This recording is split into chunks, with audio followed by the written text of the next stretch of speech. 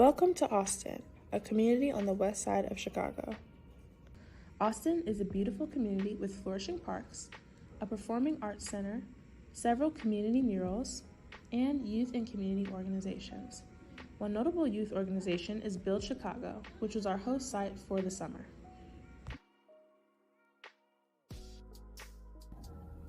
Our overall research question is, what is preventing Austin from reducing gang activity with a focus on economic conditions? We surveyed the Austin community, and 93.3% of people felt that gang violence impacts the youth in Austin. 56.7% of people reported that either they or someone close to them has been impacted by gang violence in Austin.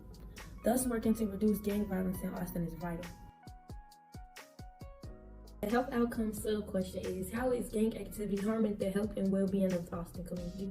Before we continue, Austin will be compared to two different communities, Lincoln Park and Kenwood. Lincoln Park contrasts with Austin because it's a predominantly white community with lower poverty rates. Kenwood is demographically more similar to Austin because it's predominantly black community with higher poverty rates. However, Kenwood exhibits lower gang activity. Comparing the outcomes of these communities allows us to better understand the underlying forces of gang activity in Austin. Austin exhibits economic disadvantage, notably by its high poverty rate. We know this because, according to the Chicago Health Atlas, Austin has a high poverty rate of 25.40%, which is higher than both the city of Chicago and the contrasting community of Lincoln Park. Economic disadvantages in communities influence gang activity. According to the Chicago Gang History Archive, quote, starting in the late 1990s, urban renewal exploded, and Kenwood once again became recited by middle class, and the crime rate and gang issues dramatically decreased, unquote. Whereas this archive also noted that, quote, by the mid-1980s, the once thriving businesses in Austin became crumbling buildings and vacant lots where crime has run rampant, unquote. Gang activity harms the health of Austin by increasing the firearm, homicide, mortality rates, and the neighborhood violence rates. According to the CHA, Austin has a 60.6 firearm-related homicides per 100,000 people, which is notably higher than Chicago and significantly higher than Kenwood's rate. The database provided by the Chicago Police Department, Chicago Murder Analysis, found that the highest murder motive was street gang altercation, as compared to gang-like narcotics, armed robbery, domestic violence, and other altercations. Neighborhood violence is gang-affiliated, as J.D. Vigil in Urban Violence and Street Gangs writes that the move of industries from urban to suburban neighborhoods, quote, led many residents of abandoned neighborhoods to participate in illicit, illegal, and informal substitute economic arrangements, which accelerated and heightened gang violence, leading to economic explanations for increasing gang violence, unquote.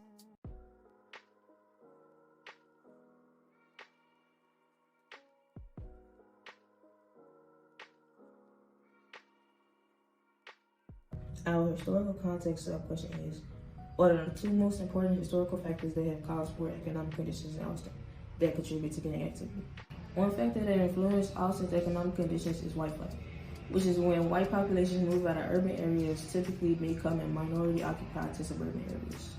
We know Austin suffered from white flight because of Austin's historical demographics. We see that in 1930, Austin had a majority white population with only 132 African American residents. As more African Americans moved to Austin, the number of whites decreased quickly.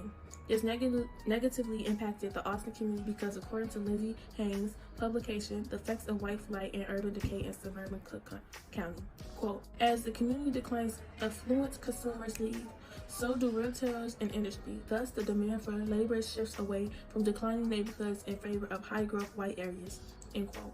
Our second historical factor creating the conditions for gang activity in Austin was the Great Recession of 2007 to 2009, which was a global economic downturn negatively affecting housing, unemployment rates, banks, and the stock market. According to Sonia Williams et al. In their publication, The Disparate Neighborhood Impacts of the Great Recession, Evidence from Chicago, quote, less economically advantaged neighborhoods and or those with larger shares of racial ethnic minorities suffer disproportionately during an economic downturn in terms of local job opportunities, home prices, and foreclosures, end quote. Minority communities like Austin's are most likely to suffer economically after temporary financial crisis happen. This then creates an environment for crime to increase. This bar graph shows immediately after the Great Recession, which ended in 2009, violent crime doubled, correlating with the economic disadvantages from the recession.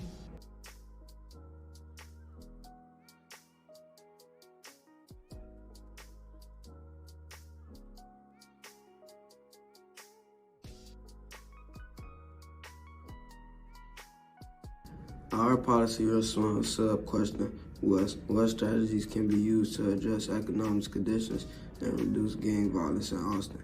We advocate to increase funding for One Summer Chicago to pay a portion of the youth wages and encourage businesses to employ teenagers during the summer. In 2023, 45,000 teenagers applied for One Summer Chicago, but only 20,500 positions were available. In the graph, Science magazine documents that One Summer Chicago led to a 43% reduction in violent crimes.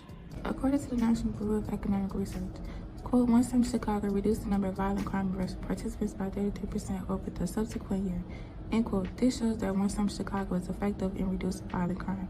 This policy is viable because Brandon Johnson has made it his priority to expand the funding for summer job opportunities. This will be done by auditing the budget to find sources of increased funding as well as expediting clarified state and federal funds that companies can use to increase job opportunities. Our second policy response is to hold monthly ceasefire call-in meetings for gang members who might want to leave the life. These would include community moral message against violence, a credible law enforcement message, and a training offer of help including housing assistance, GED classes, job training, and drug or alcohol recovery. Chicago implemented these call-ins in 2002, however, they were interrupted by the Great Recession in 2008. According to evaluation of Ceasefire Chicago, quote, shootings in the southwest side declined significantly, unquote. We bring them back for longer with increased funding and resources. A study by Yale University showed these call-ins are effective as in New Haven meetings led to, quote, an almost 73% drop in average monthly gang member-involved shootings, end quote. In Detroit, quote, individuals who attended a ceasefire call-in meeting had a roughly 29% lower risk of arrest, end quote. Some might argue that this is invaluable as it involves cooperation between many different agencies. However, Brandon Johnson is establishing the Office of Community Safety to coordinate violence reduction efforts with law enforcement, city agencies, and community organizations. This office would ensure effective implementation and fund the call-ins.